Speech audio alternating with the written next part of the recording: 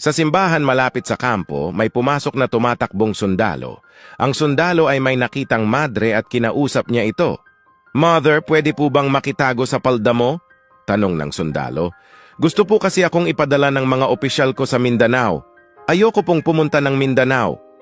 Sa awa ng madre ay pinatago niya ito sa kanyang palda. Maya-maya pa ay may pumasok na 2 opisyal sa simbahan at tinanong ang madre, "May nakita ho ba kayong sundalo?" Sumagot naman ang madre ng, "Wala po, sir." Nung umalis na ang mga opisyal, lumabas na ang sundalo at nagpasalamat. "Maraming salamat ho, mother, sa tulong nyo, pero sana wag ho kayong magagalit sa sasabihin ko. Ang bango po sa ilalim ng palda nyo at may maganda ho kayong pares ng mga binti," sambit ng lalaki. Sumagot naman ang madre ng, "Kung tinaas mo pa yung tingin mo, may makikita ka ding magandang pares ng itlog. Ayoko din pumunta ng Mindanao.